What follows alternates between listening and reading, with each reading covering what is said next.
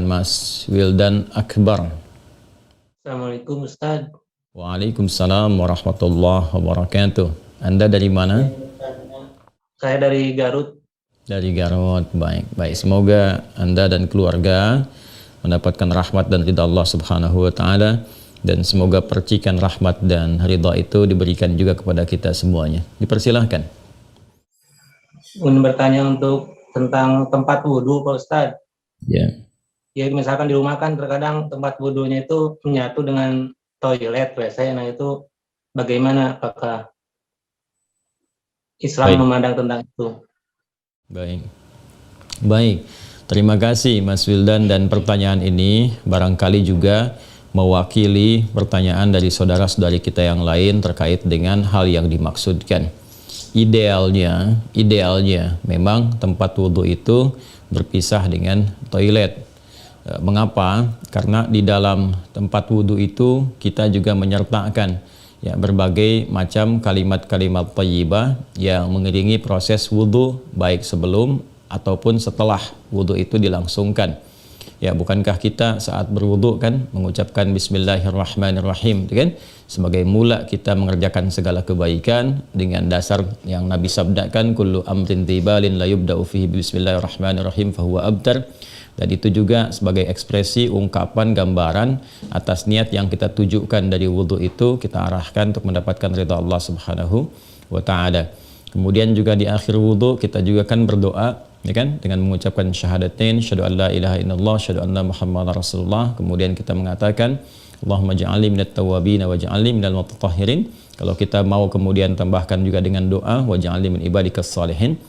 Nah, sedangkan kalimat-kalimat thayyibah yang berupa permohonan-permohonan doa dalam kebaikan ataupun menyebut asma-asma yang mulia, nah itu kan umumnya tidak diutarakan saat kita berada di dalam toilet, karena toilet punya sifat tertentu, sifatnya hanya untuk menyalurkan atau membuang hadas, baik yang sifatnya kecil ataupun juga besar, dengan cara-cara tertentu yang boleh jadi juga melahirkan najis. Sedangkan wudhu itu tidak seketika juga menyatu dengan menghilangkan najis, bisa jadi hanya hadasnya saja, belum tentu ada najisnya, kan?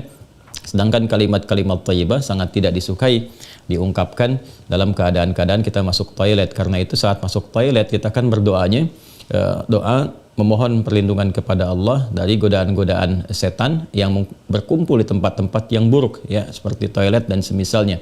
Allahumma inni a'udzubika minal khubuthi wal khaba'ith. Nah, kemudian ketika kita keluar, kita kan beristighfar tuh. Ghufranak, Ghufranak, mohon ampunanmu ya Allah. Nah, ada yang mendetilkan itu. Kenapa kita minta ampunan ketika keluar? Karena kita menahan diri dari pengungkapan kalimat thayyibah yang biasanya kita ucapkan di setiap tempat, istighfar, sholawat dan sebagainya. Nah, ketika itu terputus saat masuk toilet, seakan-akan ada sifat tawadhu, kita memohon ampunan karena nggak mampu mengungkapkan, karena itu tempat yang tidak pantas, diungkapkan itu di tempat yang tidak sesuai. Maka ketika keluar kita mengatakan ghufranak kalau ada hal-hal yang tidak tepat di dalam dan tidak mampu mengerjakan hal yang biasa kita kerjakan. Itu adab saja, takdib di dalamnya.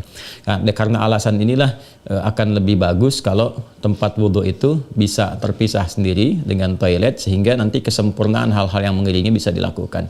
Bila pun memang keadaannya tidak memungkinkan dan hanya ada itu dan bisa didapatkan di dalam berbagai kondisi, Anda ke mall misalnya kan, tidak ada tempat spesifik wudhu, taruhlah demikian kondisinya, atau bahkan dalam kondisi tertentu, bahkan saat haji atau umrah yang begitu padat tempat wudhunya misalnya, dan Anda hanya menemukan ada toilet tapi ada keran yang disiapkan terpisah di dalamnya itu.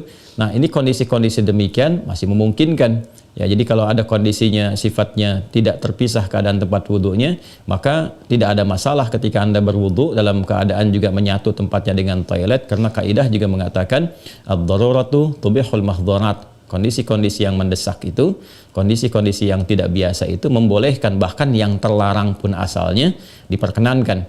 Nah, ini kan sifatnya tidak terlarang, hanya tidak disukai gitu kan, makruh sifatnya, nggak ada nas haram di dalamnya, tapi sifatnya tidak disukai. Tidak disukainya itu karena kita tidak bisa mengungkapkan hal-hal baik yang mungkin kita bisa lakukan ya saat kita berwudu. Jadi kita berdoa harus keluar dulu setelah selesai wudu gitu kan, baru kemudian kita bisa berdoa. Ataupun bismillahirrahmanirrahim hanya kita bisa ungkapkan dalam hati, nggak bisa kita lafadzkan gitu kan. Doa-doa pun kita iringkan di dalam hati. Nah itu hal-hal yang menjadikan kita kemudian tidak maksimal. Pun demikian juga ada satu kondisi lain, itu kan tempat berkumpulnya setan di tempat-tempat yang kurang bagus itu, sehingga godaan-godaan saat berwudu dan sebagainya, nah itu kadang-kadang lebih banyak. Nah ini tentunya juga di satu sisi tidak berlaku juga ya kondisi ini saat misalnya kalau mandi besar, kadang-kadang kan juga tempatnya menyatu juga dengan toilet, kan mandi besar juga berlangsung wudu di dalamnya, gitu kan? Nah ini kita harus fleksibel juga dalam kondisi-kondisi demikian. Jadi ini yang mau saya katakan, tidak berhukum haram, itu bisa dilakukan. Kalau tempatnya kita misalnya memungkinkan untuk berpisah, bagus ada dipisahkan. Tapi kalau menyatu pun tidak ada masalah, kan?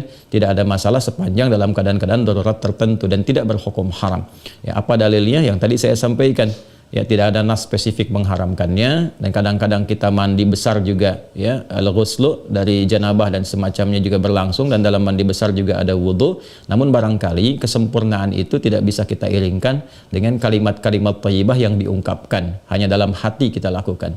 Jadi kalau tidak ada tempat lain dan menjadikan Anda berwudu misalnya menyatu dengan toilet, di dalamnya ada toilet, maka kalimat-kalimat thayyibah itu cukup dalam hati, tidak perlu diungkapkan di lisan, ya kan? Dan sempurnakan wudu Anda, lalu ketika keluar Anda berdoa sebagai penutup bagian dari wudunya.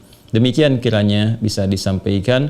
Wallahu taala a'lam bissawab. Dan sebelum saya menutup, ada sesuatu yang sangat menarik ketika Ibnu Abbas radhiyallahu taala anhuma menyampaikan kisah Nabi sallallahu alaihi wasallam ya saat beliau berada di kediamannya Sayyidah Maimunah radhiyallahu taala anha, dan malamnya kemudian bangun ya, bangkit dari tidurnya, duduk dulu menghilangkan bekas ngantuk. Nah ini ditemukan di Sunan Abu Daud nomor hadis 1367. Thumma dhahaba ila syanin mu'allaqah, kemudian beliau pergi ke tempat tertutup. Nah syanin mu'allaqah ini enggak disebutkan tempat tertutupnya, apakah dia sifatnya mirhad, ya kan? Apakah tempatnya toilet yang menyatu, kamar mandi, ataukah dia tempat wudhu, ya kan? Midha, misalnya, apakah dia tempat wudhu?